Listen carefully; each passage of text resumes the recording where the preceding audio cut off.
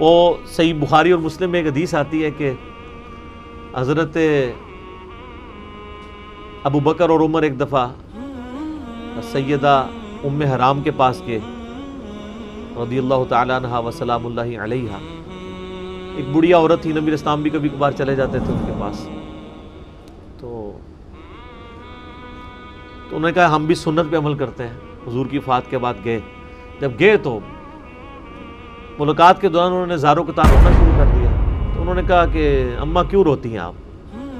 انہوں نے کہا کہ تم لوگ تو روتے ہو کہ نبی علیہ السلام دنیا سے تشریف لے گئے، اور میں اس بات پہ روتی ہوں کہ اب اللہ تعالیٰ قیامت تک اپنے بندوں سے کلام نہیں کرے. یہ سلسلہ وحی کا سلسلہ منقطع ہو چکا ہے.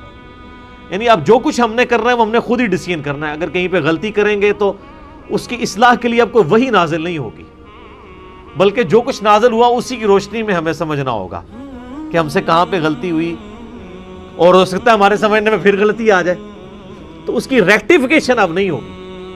تو یہ بات سن کے حضرت ابوبکر عمر نے بھی رونا شروع کر دیا کہ واقعی یہ کتنی بڑی نعمت تھی کہ اللہ اور بندوں کا ریلیشن شپ 23 سال تک قائم رہا. ہر معاملے پہ اللہ تعالیٰ کی طرف سے وہی اپنے نبی پہ آتی تھی اور نبی علیہ السلام ہمیں گائیڈ کرتے تھے. اب ہم نے جو کچھ کرنا ہے خود کرنا ہے. صحیح غلط وہ تو قیامت دن جا کے پتہ چلے گا کہ ہم سے کیا کچھ صحیح ہوا اور کیا کچھ غلط ہوا. ڈیفینیٹلی تو پروفٹ ہی ہے نا کہ اگر ان سے اجتہادی غلطی بھی ہو تو اللہ اصلاح فرما دیتا ہے. پروفٹ کے بعد تو کوئی شخص یہ کلیم نہیں کر سکتا کہ مجھ سے میں جو کچھ بول رہا ہوں وہ 100% ٹھیک ہے. اجتہادی معاملات میں جو نص ہے وہ تو ظاہر ہے کہ وہ ہمارے بولنے سے نہیں ٹھیک ہوتی، وہ پہلے سے ہی ٹھیک ہوتی ہیں. یعنی اگر میں کہوں کہ قرآن پاک میں یہ لکھا ہے اور میں جو کچھ کہہ رہا ہوں یہ 100% صحیح ہے، تو میں نہیں کہہ رہا، وہ اللہ نے فرمایا ہے کہ سود حرام ہے. ٹھیک ہے، تو اگر میں اس کو پورے کانفیڈنس سے بتاتا ہوں زنا حرام ہے، جھوٹ بولنا حرام ہے، تو وہ ڈیفینیٹلی حرام ہے. اور وہ کانفیڈنس میرا نہیں ہے، میرے پیچھے وہ کتاب ہے. اور کتاب کس کی ہے؟ اللہ کی، آخری کلام، فائنل ٹیسٹمنٹ.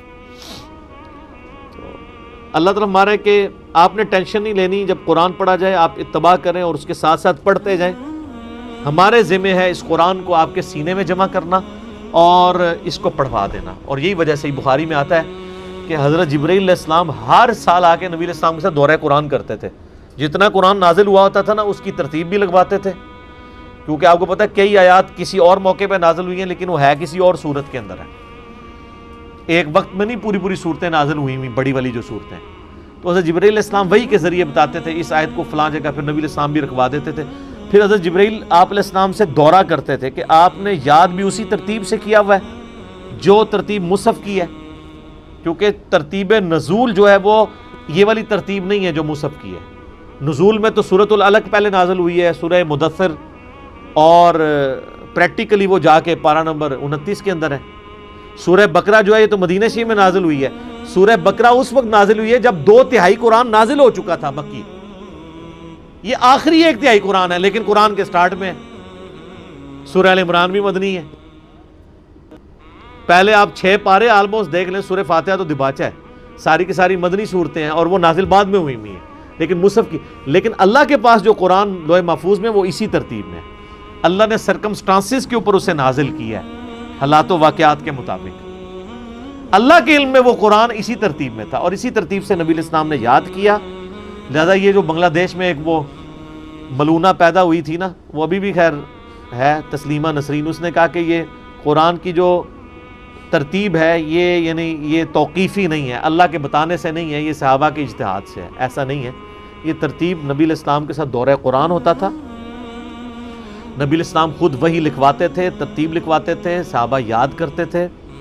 اور آپ صلی اللہ علیہ وآلہ وسلم کے ساتھ دورہ قرآن ہوا. اور بخاری مسلم میں حدیث ہے جس سال آپ کی وفات ہوئی اس سال آپ علیہ السلام کے ساتھ 2 دفعہ دورہ قرآن کیا جبرائیل نے، اور اسی سے پھر آپ کو بات سمجھ آ گئی تھی. آپ نے سیدہ فاطمہ کو بلایا، بخاری مسلم دونوں میں ہے. اما عائشہ کہتی ہیں یہ منظر میں دیکھ رہی تھی، ایک بات کان میں کہی تو سیدہ فاطمہ رونا شروع ہو گئی، اور پھر ایک اور بات کہی تو مسکرا پڑی. تو سیدہ عائشہ کہتی ہیں کہ میں نے نبی علیہ السلام کی زندگی میں تو پوچھنے کی کوشش نہیں کی. مجھے پتا تھا کہ وہ ایسی راز کی بات ہے جو اگر مجھے بتانی ہوتی تو حضور علیہ السلام اوپنلی بتاتے، تو اس لیے میں نے بھی نہیں پوچھا. جب حضور علیہ السلام کی وفات ہو گئی تو بخاری مسلم کے الفاظ ہیں، اما عائشہ کہتی ہیں میں نے فاطمہ کو کہا کہ جو اللہ نے میرا حق رکھا ہے تجھ پہ، یعنی میں تیری ماں ہوں، اس حق کے سبب میں تجھ سے سوال کرتی ہوں کہ اللہ کے نبی علیہ السلام نے تیرے کان میں کیا بات کی تھی؟ تو انہوں نے کہا ہاں اب میں بتا دیتی ہوں، کیونکہ اب تو اسٹیبلش ہو چکا ہے اس میں سے کچھ حصہ۔ آپ علیہ السلام نے فرمایا تھا کہ ہر سال جبرائیل علیہ السلام ایک دفعہ آ کے دورہ قرآن مجھ سے کرتے تھے، اس سال 2 دفعہ کیا ہے، مجھے لگتا ہے کہ اب میں اگلے سال زندہ نہیں رہوں گا۔ تو میں رو پڑی، اور پھر نبی علیہ السلام نے میرے کان میں یہ بات کہی کہ اے فاطمہ تم اس بات پہ خوش نہیں ہو کہ میرے اہل بیت میں سے سب سے پہلے میرے مرنے کے بعد تم مجھے آ کے ملو گی، اور تم جنتی عورتوں کی سردار، یہ 2 بشارتیں۔ تو اس میں اچھا آپ علیہ السلام کے معجزے آپ کی وفات کے بعد کسی نے کوئی یہ پریڈکٹ کر سکتا ہے کہ سیدہ فاطمہ جن کی عمر اس وقت ہارڈلی 20 ایئرز کے قریب، اور نبی علیہ السلام فرما رہے ہیں کہ سب سے پہلے میرے بعد میرے اہل بیت میں سے تم نے مرنا ہے۔ حالانکہ حضرت علی کی عمر 34 سال تھی، ہمارے سے پوچھا جائے تو 20 سال کے مرنے کے چانسز زیادہ ہیں یا 34 والے کے زیادہ ہیں؟ 20 والے کے دماغ میں بھی کسی کے آ سکتا ہے کہ یار 20 والا مر جائے گا 6 مہینے بعد ہی، ٹھیک ہے، لیکن ظاہر ہے یہ سب کچھ وہی کے ساتھ چل رہا تھا۔ تو وہاں پہ بھی ہے کہ دورہ قرآن 2 دفعہ کیا، تو اللہ تعالیٰ ہمارا ہے کہ آپ نے یہ کرنا ہے، اور اس سے بڑی بات آ رہی ہے بیان، اس کے بعد اس قرآن کا بیان بھی ہمارے ذمہ ہے۔ بیان القرآن کیا؟ قرآن کی تشریح، جو سنت ہے آج پریکٹیکلی احادیث کی فارم میں ہمارے پاس موجود ہے۔ اللہ تعالیٰ ہمارا اس کا بیان بھی ہم آپ کے ذریعے کروائیں، یہ ہمارے ذمہ، اس لیے ہم احادیث کو وحی غیر مطلوب کہتے ہیں کہ اگرچہ اس کی تلاوت نہیں کی جاتی ہے جس طرح قرآن کی تلاوت کی جاتی ہے، ظاہر ہے بخاری شریف کی تو تلاوت کوئی نہیں ہم میں سے کرتا، صرف حدیثیں پڑھتے ہیں۔ اس لحاظ سے ویسے بخاری شریف مسلم شریف قرآن کی نسبت کم مظلوم ہے، کیونکہ بخاری مسلم جب بھی کوئی پڑھتا ہے تو سمجھ کے ہی پڑھنے کی کوشش کرتا ہے، عربی تلاوت نہیں کرتا، لیکن قرآن جب بھی پڑھا جاتا ہے وہ عربی ہی پڑھا جاتا ہے الا ماشاء اللہ کو سمجھنے کے لیے۔ تو وہ یہ کتابیں کم مظلوم ہیں قرآن کی نسبت، ویسے تو پڑھی یہ بھی نہیں جاتی ہیں، لیکن جب بھی پڑھی جاتی ہیں کم از کم سمجھنے کے لیے پڑھی جاتی ہیں۔ تو وحی غیر مطلوب کہا جاتا ہے جس کی تلاوت نہ کی جائے، وحی خفی بھی کہا جاتا ہے، یہ وحی جلی ہے قرآن۔ اسی لیے آپ ڈاکٹر سرار صاحب کا اگر دورہ قرآن دیکھیں گے، اس کا نام انہوں نے بیان القرآن رکھا تھا، اس لیے کہ انہوں نے کہا قرآن میں بیان کر رہا ہوں، اس کی تفسیر قرآن اور احادیث کے ذریعے بیان القرآن ہے، یہ قرآن کا بیان ہے۔ اب پھر ٹاپک بدل رہا ہے جی، کلا بل تحبون العاجلہ، ہرگز نہیں، اصل تمہارا مرض یہ ہے کہ تم جو جلدی ملنے والی چیز ہے اس کی طرف رغبت رکھتے ہو۔ دنیا نقد ہے نا، دنیا میں سب کچھ نقد ہے، تو انسان کی محبت دنیا کے ساتھ ہے۔ وَتَذَرُونَ الْآخِرَةَ، اور آخرت کو تم نے چھوڑ رکھا ہے۔ اسی کی ٹرانسلیشن ہے پنجابی میں، اے جہاں بیٹھا اگلا کس نے ڈیٹھا، ایگزیکٹ انہی 2 آیات کا ترجمہ ہے۔ تم جو سامنے عاجلہ ہے، اجرت والی چیز کیا کہتے ہیں، جو جلدی والی، اس کی طرف رغبت رکھتے ہو اور آخرت کو چھوڑ دیتے ہو۔ یعنی جو پنجابی میں کہا اے جہاں میٹھا، یعنی یہ جہاں تو میٹھا ہے، آگے والا کس نے دیکھا ہے، جب آئے گا تو دیکھی جائے گی۔ تو یہاں پہ بھی اللہ تعالیٰ ہمارا ہے کہ تم جو جلدی دنیا میں ملنے والی چیز ہے اس کی طرف تو رغبت رکھتے ہو۔ یعنی میں اس کو مثال سے سمجھاتا ہوں کہ اگر آپ کو کہا جائے کہ جو فجر کی نماز فلاں مسجد میں پہلی صف میں ادا کرے تو حکومت کی طرف سے 1 لاکھ روپے کا چیک لے رہے، پہلی صف والا، دوسری صف والا 50,000 کا چیک اور تیسری والا 25,000 کا، تو کیا خیال ہے؟ دنیا کے سارے شیطان مل کے بھی نا، دنیا کے سب سے بڑے شیطان کو جو انسانوں میں سے فجر نہیں چھڑوا سکتے اس کی، کیونکہ اسے نقد نظر آ رہا ہے، لیکن آخرت ہے ادھار، تو آخرت کی توجہ نہیں جاتی۔ اس میں میرا یوٹیوب پہ ایک کلپ بھی ہے، شیطان سے آخری ملاقات، وہ آپ جا کے لکھیں تو کئی اور باتیں ہیں، میں نے چونکہ ٹائم کے اندر اس صورت کو مکمل کرنا ہے میں، ورنہ تو اس آیت پہ بھی بہت بولا جا سکتا تھا۔ ایک کراس ریفرنس لے لیں، وہ جو سورہ اعلیٰ کی آیات ہے، الاعلیٰ کی، بل تؤثرون الحیات الدنیا والآخرۃ خیر وابقی، تمہارا اصل مرض یہ ہے کہ تم دنیا کی زندگی کو ترجیح دیتے ہو، جبکہ آخرت ہمیشہ رہنے والی ہے اور بہتر بھی۔ ان ھذا لفی الصحف الاولی، یہی ایک کانٹے کی بات یونیورسل ٹروتھ تھی جو قرآن سے پہلے صحیفوں میں بھی ہم نے بات کی تھی۔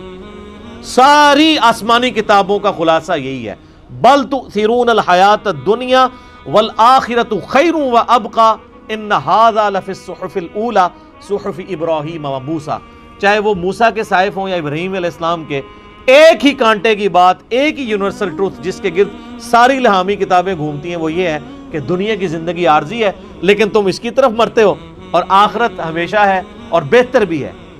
صرف ہمیشہ نہیں ہے، اس سے بہتر بھی ہے، لیکن تم اس کی توجہ نہیں دیتے۔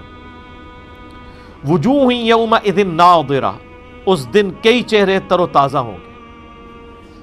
اللہم اجعلنا منہم، اے اللہ تعالیٰ ہمیں ان میں سے کرے۔ الی ربہا ناظرہ، اپنے رب کی طرف دیکھ رہے ہوں گے۔ اس کا ایک ترجمہ یہ بھی ہو سکتا ہے کہ اللہ کی ان کو زیارت ہو جائے، جیسے آتا ہے کہ ساکھ کھولی جائے گی جب اللہ کی پنڈلی، جیسا کہ اس کی شان کے لائق ہے، تو سب کے سب لوگ سجدے میں گر پڑیں گے سوائے وہ لوگ جو دنیا میں سجدہ نہیں کرتے تھے، اور قرآن میں آتا ہے ان کی جو کمر ہے وہ تختہ بن جائے گی، وہ جھک ہی نہیں سکیں گے۔ یا یہ ہے کہ ناظرہ سے مراد ہے انتظار کر رہے ہوں گے کہ اب ہمارے لیے رب فیصلہ کرے، جلدی جلدی ہم جنت میں پہنچ جائیں۔ ووجوہ یومئذ باسرہ، اور کئی چہرے اس دن اداس ہوں گے۔ تظن ان یفعل بها فاقرہ، اور وہ خیال کرتے ہوں گے کہ اب ان کے ساتھ کمر توڑ معاملہ ہونے والا ہے۔ والعیاذ باللہ تعالی، سر کیتیاں آگے آ گئی ہیں نا، یہاں تو جتنا مرضی کوئی اکڑا ہو، یہاں تو جناب آپ بیمار بھی ہونا تو آپ کے 4 بندے آپ کی تیمارداری کرنے والے آپ کے پاس ہوتے ہیں، اگرچہ تکلیف بیمار ہی کاٹ رہا ہوتا ہے، 4 تیمارداری کے لیے آ جائیں گے لیکن آپ کی تکلیف نہیں شیئر کر سکتے کہ سر 4 گھنٹے میں آپ کی طرف سے بخار جھیل لیتا ہوں، اگلے 4 گھنٹے یہ لے لیں گے، اگلے 4 یہ گھنٹے، صرف تسلیاں، اور آخرت میں یہ بھی نہیں ہے۔ اللہ کے مقابلے پہ کون کسی کو تسلی دے سکتا ہے؟ کوئی بھی نہیں۔ پھر لوگ گمان کریں گے ہمارے ساتھ تو کمر توڑ معاملہ ہونے والا ہے۔ اللہم اجرنا من النار، اللہم اجرنا من النار، اللہم اجرنا من النار، اللہم من احییتہ منا فاحیہ علی الاسلام، ومن توفیتہ منا فتوفہ علی الایمان، آمین۔